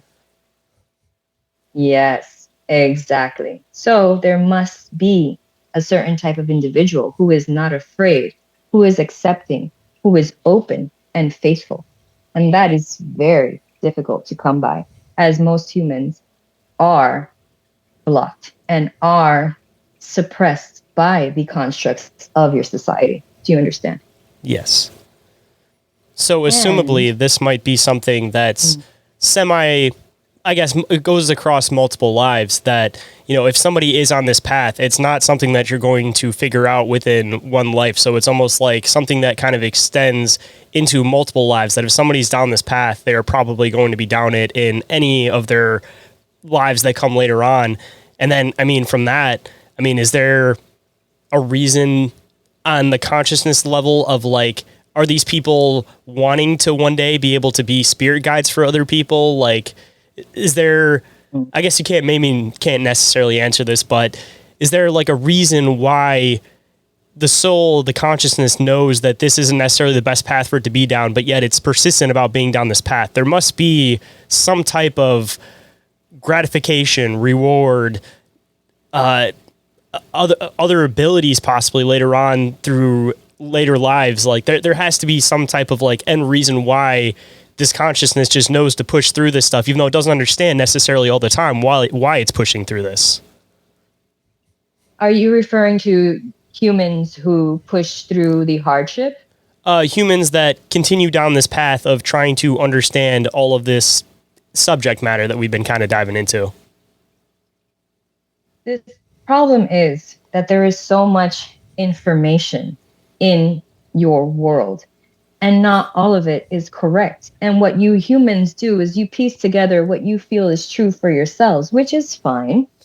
But that means that there is error in your beliefs or in your knowledge. Do you understand? Yes. Yes. And it should be that way. It should be this way, as there are things that you just, again, we will repeat, you must not know. Now, why do they continue to push through? They continue to push through because, yes, your soul knows the truth. You internally, your intuition knows how connected you are with this intuition, how connected you are with your said higher self is going. Yeah. What?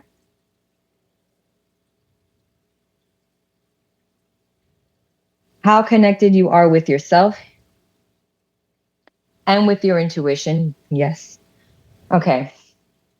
Is going to determine how far you push and how much you figure out. And your soul, depending on the experiences it encounters along that path, may either dampen because of the rejection or the lack of information or the lack of fulfillment, or it may continue and push through. Now, what happens or why you do this? Because you know the truth internally. And what does that then mean for your soul? Depends on the soul. Do you understand? Yes. And there always seems to be pushback that most people that dive into this stuff, from like the ancient Greek philosophers, a lot of different podcasters, like it seems like most people that dive into this stuff always seem to have the most hardship in life. Like there's this negative force that pushes against them knowing this information, that it basically, maybe it is other spirit guides that are trying to push you back into the physical world, that it's like the more you try to grasp knowledge of consciousness and spiritualism and all this type of stuff, there's a force that pushes you back, that seems to want to push you back into the physical world, that the farther you get into this, the more it throws financial hardship at you, all of this type of stuff, where you just have to push back into the physical world more.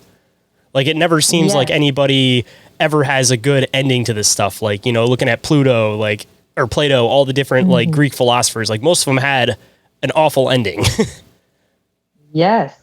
And that is the truth of this, as no one should know too much. That is not what humanity was made for. But humans, like most creatures, are very intelligent and very curious, and you have evolved to this, and you have free will. This is something we cannot take away from you.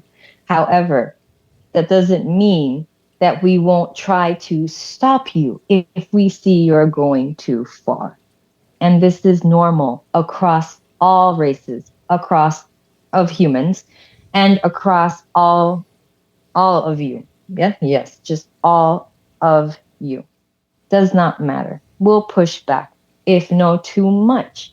And if we don't push back, society will do it for you. Do you understand? Yes. Yes, you do. Very intellectual conversations and questions, Shayn. Very impressed. Did not know this about you. Yeah, yes. And on the other side too, I've done one past life regression where I'm assuming that, you know, time isn't necessarily linear, so it may have been the previous life to my current one, which seems to tie in a lot with a lot of the experiences that I've had in my current life. But assumably, people have gone through multiple lives, and I assume that I'm not one who's only been through two. So I don't know if this is something that has to be done through the person's eyes specifically, but out of curiosity, if there is an answer to this question, like, how many past lives have I potentially been through, and what may have been, not necessarily in full detail, but like one of the other ones, just out of curiosity, because I have these different connections and feelings to certain things and certain like time periods and stuff. And I'm curious if I was in any of these time periods. Without, again, if too much detail is impossible, then very minimal detail is definitely appreciated. I will hand this over to your guide, as he is here and can possibly answer this question for you without much detail. Cannot give you many details. Do you understand? Completely understand. Perfect. Go. Hold that thought. We'll be right back. But before we get into this break, if you might be interested in joining a growing community of like-minded individuals, then pop on over to the Open Minds Media Telegram, a place to discuss high strangeness, conspiracies, and anything else on your mind. Bizarre and open-minded individuals always welcome. Link to join available down in the show description. And we are back, so let's get back to it. Okay. Hold on. There's a formality here. Yeah. Yes. Okay. Okay. Shayn, I am your spirit guide. Yeah. Yes. I'm a male. Yes. This is why you sound like this. Yes. Yes. Your past lives. You have not had two past lives. No, he has not.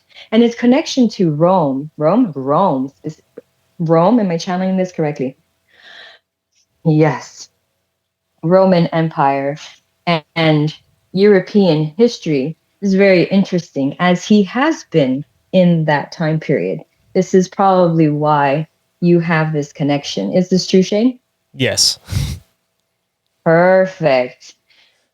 Of course it's true. I know. I am his guide. Yeah. Yes. You are doing wonderfully. Thank you. Now, how many past lives have you had? More than you probably care to know. Yeah, yes. He is an older soul. Yeah, yes.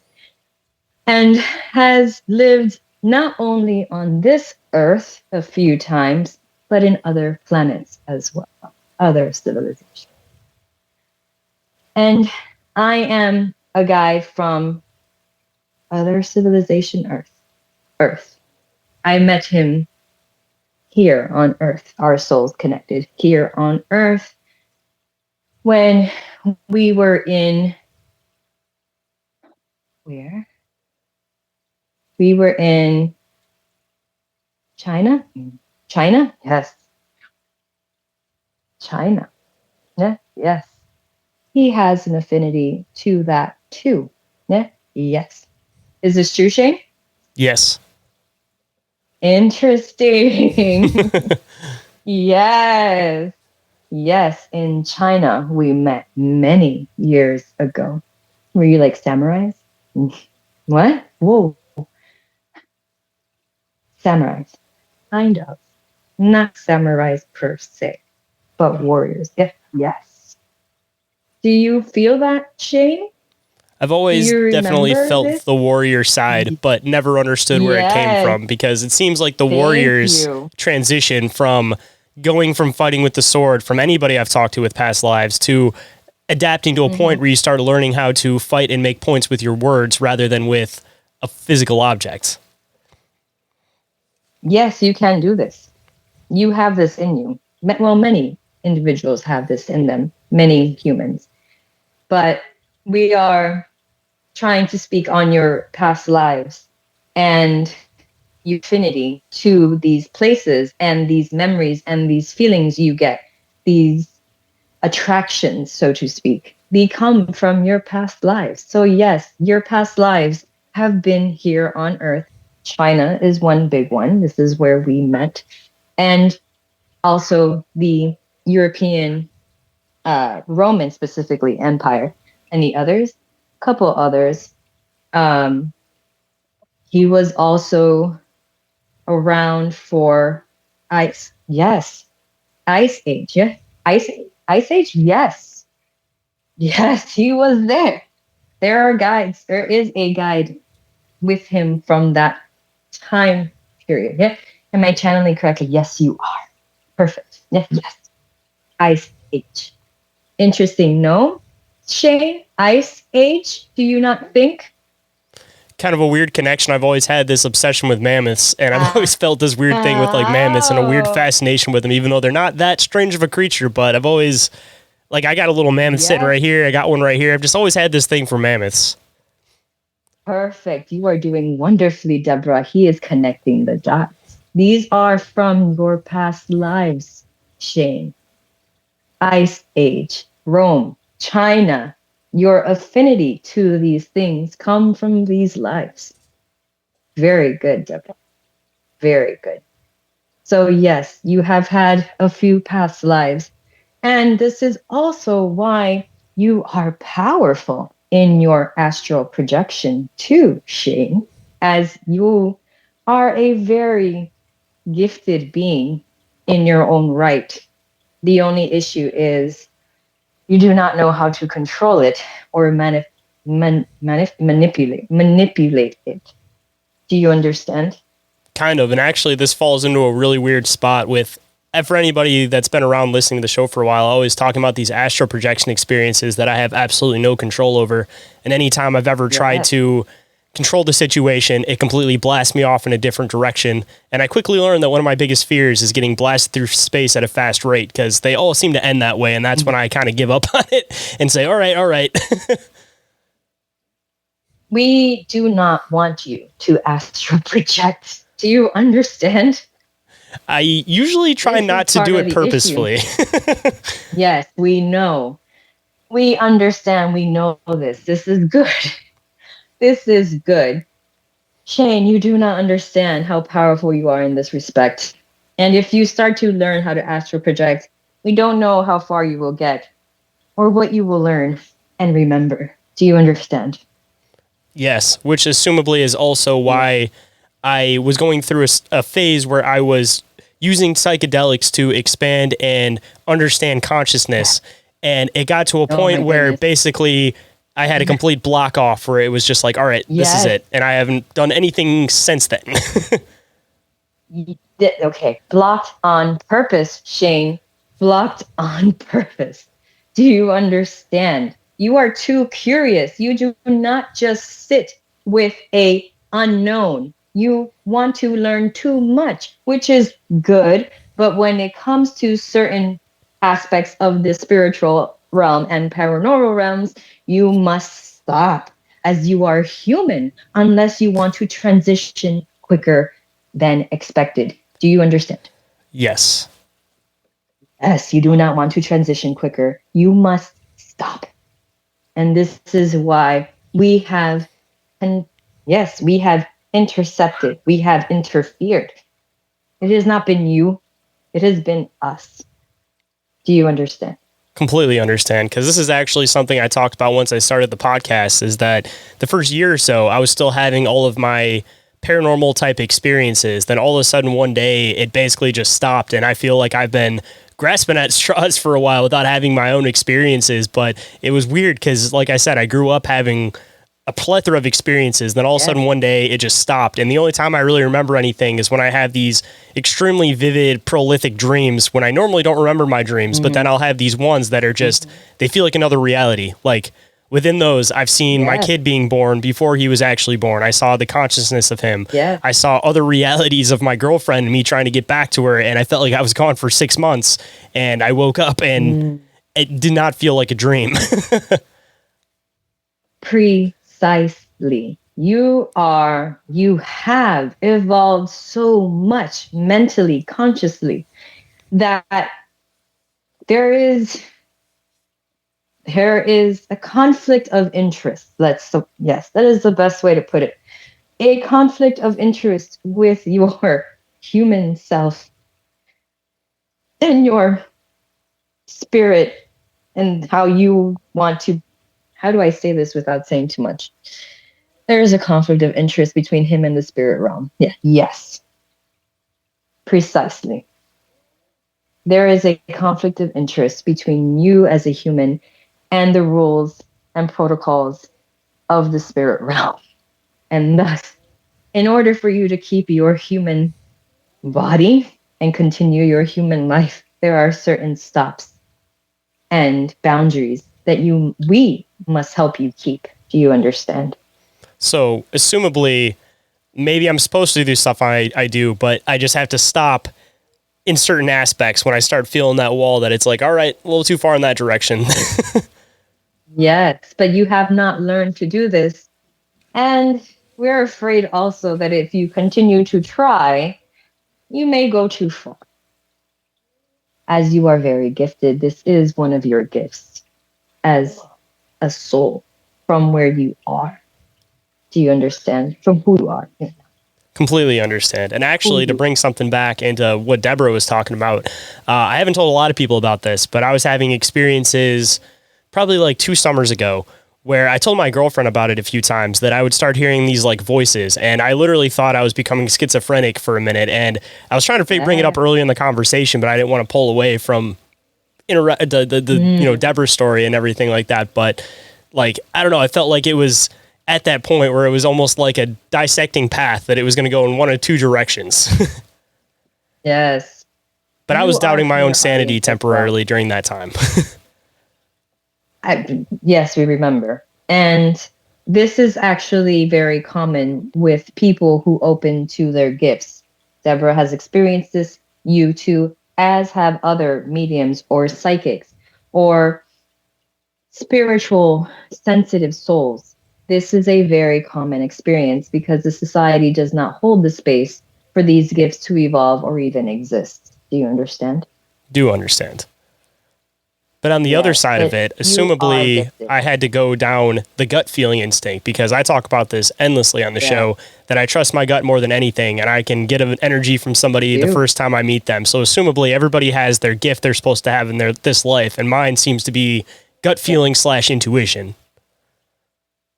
Well, everyone has gut feeling intuition. This is common across the board. All humans have the potential to develop their gut feeling, intuition, and psychic abilities, as you all have brains.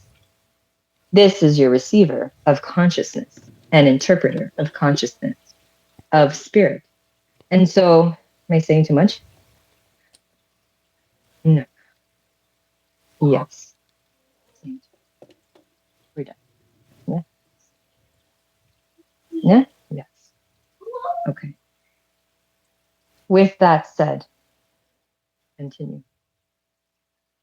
You all have abilities. Yes, you can say that. And you all can develop these abilities. You are just a human developing your intuition and your gut feelings. As how these develop will depend on you and what feels right to you and what you practice and commit to. Do you understand? Yes. Yes. The astral projection is not an ability that all people have. That is something unique to you and others like you. Do you understand? Yes.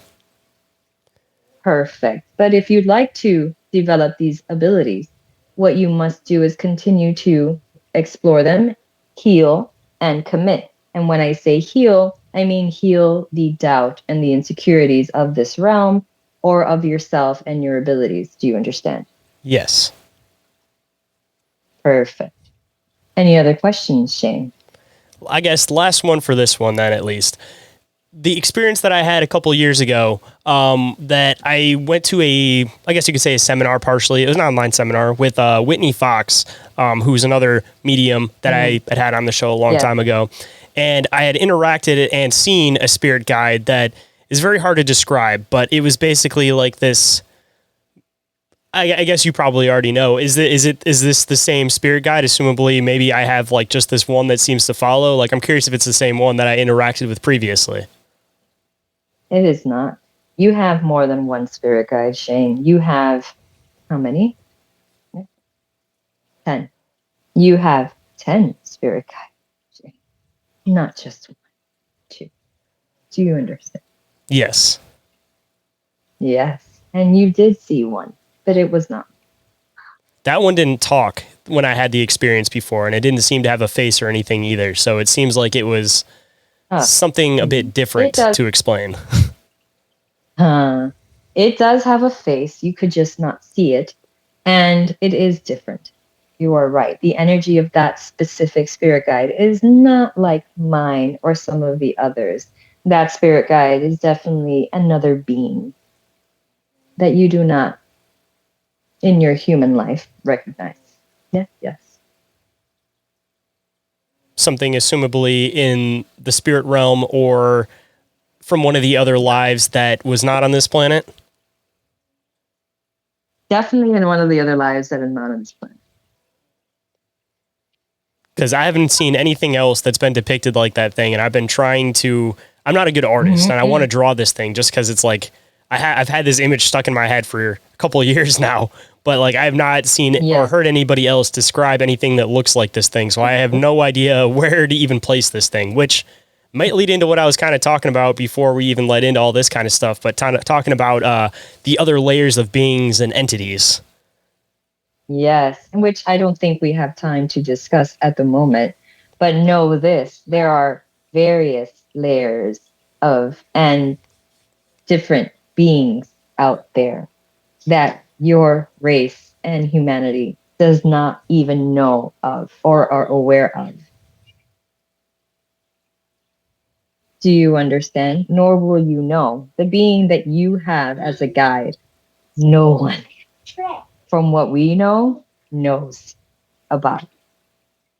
And that is just goes to show you how much of this universe and other universes you do not know of. You are not aware of. Do you understand? Yes. And is that being, that type of being, a thing that becomes spirit guides for other people, or is it one of those ones that it's only certain types of people that these ones are interested in? They're not interested in you. You were one of them. Yes. You were one of them. Thus, you made a connection during this life with them, and they have now come to you, and not come to you. You decided to have a contract. Yes. It is very complicated, Shayn. We cannot divulge everything, but know that he chose you, and you chose him. He mostly chose you, though. The guides choose you, or are assigned. Yes? Assigned or choose you. This one chose you. Very unique spirit guide, Shayn. Know that. Oh my God. Very cool, baby. I'll go see it now. Little one's popping up. It's 11 o'clock and she's been popping. All right. Well, I guess since the little one's popping up, we can definitely come back for a round two, because this conversation has been absolutely fascinating, and I definitely want to hopefully have some more deep conversations, even if we don't necessarily get into this realm of stuff. Like, just the stuff that we dive into is just very deep conversation. I thoroughly enjoy having it. Yeah. I do too. And now that your guides are in here, I think there's going to be a very interesting layer to the types of conversations we'll be having as they are speaking.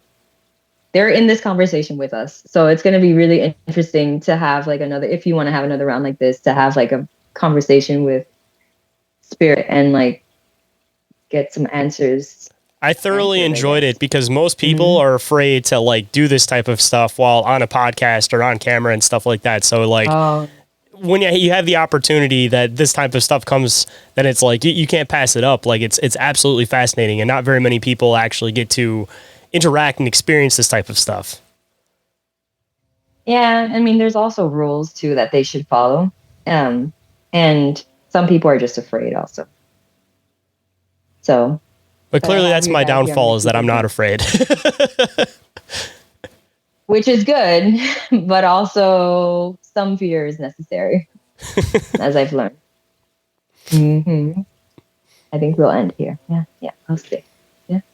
Stay tuned, guys. This is our last break. But if you guys enjoy the show and think I deserve it, please leave a review or rating for the show on iTunes or Spotify. Your continued support is what makes this show possible, and your opinions go a long way to help the show grow and improve. So thank you. Now back with that deep conversation you crave. Well, I guess this might be a good spot, while there's still somewhat of a connection, to say, I always like to end the show with words of wisdom. So if there is any words of wisdom you could bestow on the listeners, to anybody in particular out there, what might it be? Oh, what would I say? I would say, don't be afraid to explore the unknown or the paranormal or spiritual realms, for fear of being seen as crazy or, being ridiculed or ostracized in some way. Because typically those that know the truth are at one point of their life outcasted. And to know that whatever they do and however they choose to seek this truth, understand that there's both good and bad, and to do your diligence and protect yourself from the back, because you don't want to go down that road. And I guess just to leave a little extra spot in here, because I was meaning to ask it way earlier in the show, but just because you have this connection and stuff too, theoretically, if anybody was, using dowsing rods, using any of this stuff, what if you could give just one piece of protection to those types of people that wanted to try some of this stuff, experience it for themselves, like what might that protection that you'd recommend be? Literally say out loud what you don't want to come through. Literally say, I now ask my guides, God, and now ask God and my guides to please protect me from any negative, evil, or unwanted energies that may come through this channel. Or you can say, do not allow any negative or evil or unwanted energies to come through this channel. Protect me, protect my home, protect this space. You must, it is all intention. So you have to clearly speak your intention. Otherwise, you're not doing anything. That makes sense, because, it is spelling, their words, like there's power within words. Like you see this with prayers, you see this with ritual, you see it with everything. Like there's power within your words, because it is vibration. And everything comes back around to that. And if anybody wanted to come and check out any of your pages, they possibly wanted to contact you for a reading, anything like that, where can people come and find you on the internet? Where can people come and find any work that you do? So I do have a website. It's www.paranormalparadigma.com. On the website, you can get more information about me and about the stuff that I do. And then you can order like either a free medium reading, because right now they are free. I don't know how long they're going to be free, but are free for now. Tarot reading, which I do charge for, and I do spellcraft. Like I do personalized spell work, where I have a conversation with you. We talk about the stuff that is like ailing you or you're not comfortable with, and then I kind of channel my guides and possibly your guides to make a personalized spell for you, because what people don't understand is that spells must be specific to the person. They are not just general shit that you find online and then you can just be like, yeah, okay, this is for me. No, it must be specific to you. So I do that. You can find me on www.paranormalparadigma.com. I'm mostly active on Instagram, so my handle is @paranormalparadigma. And you can find me on YouTube, Threads, or TikTok, same handle, Paranormal Paradigma across the board. And you can always reach me via DM or email. And I have a link tree where you can like kind of figure that out too. And I, of course, will include that link tree and any other links you want me to include down in the show description so everybody can find it quick and easy. And I really appreciate you making the time to come on today. It's always a great conversation with you. I really enjoyed this one. The conversation got really, really deep, and I'm really looking forward to the next time that we get to have one of these deep conversations pertaining to consciousness and the paranormal. Yes, I can't wait. If anyone would like to get in touch with me for any reason whatsoever, you guys can do so through the email, which is inquiriesofallrealitypodcast@outlook.com, or through social media. Instagram or Facebook are the ones that I'm the most active on. Or you guys can get a hold of me through the submission form, which is available on the link tree, of course. You can use that for 1, contacting me, and 2, of course, reporting an encounter if there's anything that you guys would like to share on the show or possibly have me investigate. And the last way you guys can get a hold of me is through the hotline, which is 313-364-1551. And you guys can either call and leave a voicemail there, or you guys can text that line, whatever happens to be easier for you guys. And if you guys have some free time, don't forget to check out the awesome friends of the show, I Know SQUATCH, Snarly Yow Natural Products, Cryptotheology, and Big Ape Threads, and our other friends with affiliate links, Dimension Devices, Oregon-ite, and Sticker Mule, with additional discounts and credits available. More info on that is, of course, available down in the show description, and every single thing that I mentioned throughout the show today is all available on the link tree, which is available down in that show description too. And with that, hope you guys enjoyed the conversation. I hope today's show has connected some dots in your own reality, and I'll catch you guys on the next one. Have a good night, everybody. Reality isn't what it seems. Abductees taking aboard a craft with a tractor beam. Is life a simulation or an astral dream? Aliens travel through black holes in different galaxies. Life is a bizarre odyssey, with the mic talking about philosophy. Well, Bigfoot is stalking campers as a Wendigo walks through the woods of sharpened antlers, using a Ouija board to talk to the dead like a necromancer. There's so many questions and not enough answers. So if you're interested in mysteries and abnormal